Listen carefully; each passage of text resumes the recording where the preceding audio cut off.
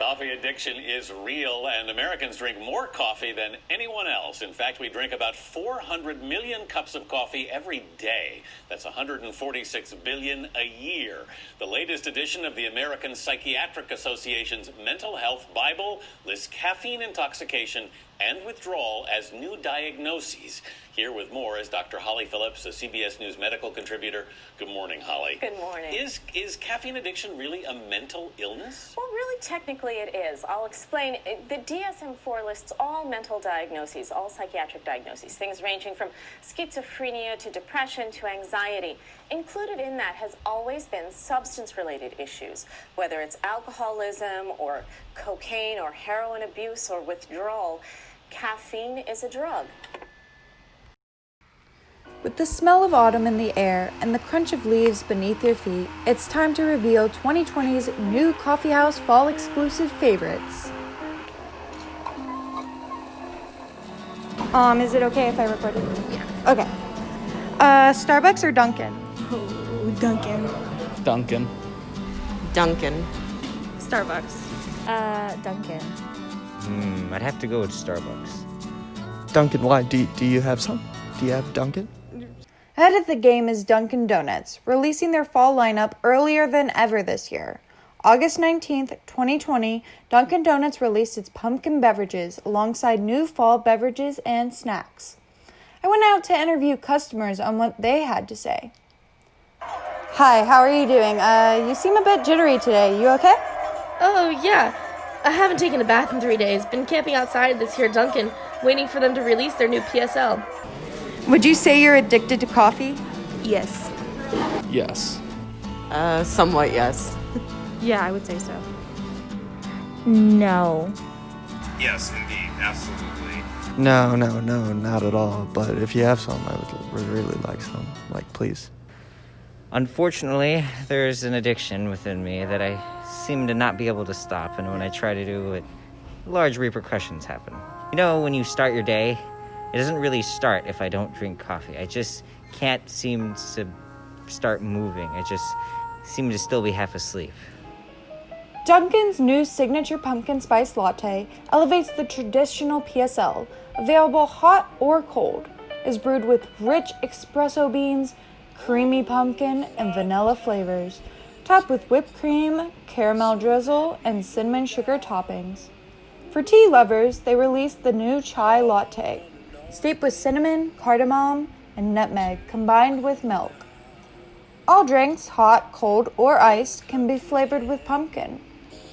For our snacking pals, returning apple cider donuts and munchkins donut holes, pumpkin munchkin donut holes, and muffins, and their savory maple sugar bacon breakfast sandwich all make for delicious autumn treats. Excuse me, miss? Miss? Hello. Yes, I'm an interviewer from the Guidon here to ask about the new fall flavors here at Dunkin'. What would you say is your favorite? Oh yeah, PSL for sure. Shoot that shit right into my veins. Excuse me? You what? Really gets the blood going. What's your favorite fall coffee beverage? I get a frozen caramel with whipped cream and extra drizzle.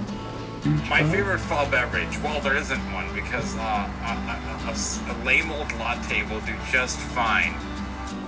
Cold brew, either hot or cold. Vanilla chai. Pumpkin spice latte. I like the chai tea that they have over at Dunkin'.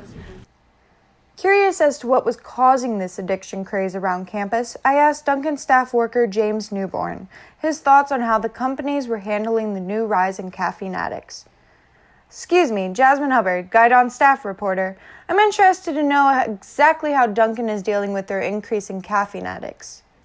Sorry, I thought this was a promotional piece. I gotta go. Please, can you at least tell me if they're putting warning labels in the cups, or whether they're placing age restrictions on caffeine purchases? Sir, I need answers. Do you think places that sell coffee should place age restrictions on the packaging, informing buyers that caffeine could cause addictions, and if misused, could result in seizures, fainting, or death? Yes, because coffee has like a cocaine thing, in your brain that gives like an addiction. So yeah, I think they should most definitely put an age restriction on that. Definitely. I mean, our bodies aren't fully developed until the age of 18, so exposing yourself to that much caffeine could lead to, I guess, stuff that doesn't work in your body. I would say yes. And why is that? Nursing student. I kind of know the possibilities. Yes, I think so. No, totally, no. I give it to everyone. I give it to my kids, I give it to my mom, I give it to my family, I even give it to my wife who's pregnant. I suppose that would be a good informative, but I don't think that would stop anyone. Because, I mean, that's in a lot of different things. You think about sodas, for instance. I drink a lot of those too when I'm not drinking my coffee. Those have the similar idea, and I think those probably should need labels, but that's not going to stop anyone. I was able to get an interviewer with one of Dunkin's employees here at Norwich University, Kelly Stratton, who's been working for Dunkin' off and on for about the past 4 years. What's your name? Kelly Stratton. How long have you been working with Dunkin'? Today is my first day. Oh, congrats! Do you think that places that sell coffee should place age restrictions on the packaging, informing buyers that caffeine could cause addictions and if misused could result in seizures, fainting, or death? I honestly have not thought about that, but sure. I think that would be beneficial to the public. Awesome. And how are you enjoying working here at Dunkin'? Good. I mean, I worked at Dunkin' on and off for 4 years, so it's good. I mean, I keep coming back, so... And lastly, what would you say is everyone's favorite drink during the holiday season? I would say probably one of the hot chocolates, like the salted caramel hot chocolate. Pumpkin spice is a big drink, or the mint hot chocolate even, but just a classic original blend coffee is always the way to go too. Awesome. Thank you. No problem. I did some more research and found that Dunkin' is expanding into untapped territories. The new pumpkin spice latte ale, Boston cream stout, and jelly donut IPA hit Boston and Canton, Massachusetts stores August 25th. The spice latte ale is brewed with real pumpkin, pumpkin pie spices, and a splash of coffee. It's a light ale with 5.2 alcohol by volume, APV. The drink has critics and fans raving. The Boston Cream Scout infuses real Dunkin' Donuts and Cacno nibs, giving it that chocolatey, doughy goodness and dry Irish stout taste, with 4.3 APV. Harpoon Dunkin' Jelly Donut is a citrus India pale ale, brewed with real Dunkin' Donuts and raspberry puree, with a 5.2% APV. Bringing back last year's fave, Harpoon Dunkin' Coffee Porter, brewed with notes of caramel, chocolate, toffee, and Dunkin' Original Blend coffee with a 6% APV. These limited time drinks are now available wherever Harpoon is sold, with the closest destination to the Northfield community being Maplewood Convenience Deli at 159 Payne Turnpike, Montpelier, Vermont, 05602. Moving on to Dunkin' Donuts competitor Starbucks, who released their fall menu August 25th, they are serving up drinks that are sure to have you spooked. Along with their return of the PSL, they came with some new tricks up their sleeve. You can now order off their secret menu, a trio of Hocus Pocus Frappuccinos. Inspired by the Sanderson sisters, the drinks come in green, pink, and purple. As with any secret menu item, you must know the potion, recipe before ordering. Up first is Winifred's Bright Green Drink. As a base, you start off with green tea frappuccino, add 1 pump of white mocha,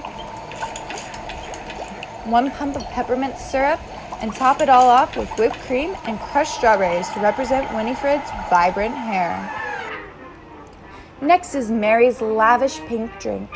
In the end, you'll end up with a drink that tastes as though you've taken a bite out of a chocolate-covered strawberry. For the base, start off by asking for strawberries and cream frappe. Add strawberry inclusions and substitute the sweetener for white mocha. Layer strawberry puree and mocha drizzle to the bottom and base of the drink. And there you have it, Mary's drink. Moving on to Sarah's Blast of Berry Drink. Coat the base with a vibrant drink base with extra berries. Substitute the coconut milk with soy or whole milk. and ask for a double blend to get that right consistency. Top it all off with whipped cream and ginger powder. Follow these steps and you are sure to have a haunted Halloween spooktacular. Hello, sir. Jasmine Hubbard, guide on staff. You have a minute to discuss Starbucks coffee? Of course. Shoot. How much would you say you spend on coffee in any given week? Maybe close to $300 a week. 300? Yeah. That's a lot. Around $10. Anywhere from $10 to $15. Too much. I try not to go too often, so maybe like $10 a week. In a week? Yeah. I'd say maybe $50 a week. Somewhere between 1 to 200, maybe 3. I don't know. I drink a lot. Whether you're a PSL fanatic, Starbucks craver, beer drinker, or tea lover, between Dunkin' Donuts and Starbucks, you are sure to find the drink that tickles your taste buds this fall. Head over now and get your drink on. Damn it, I ran out.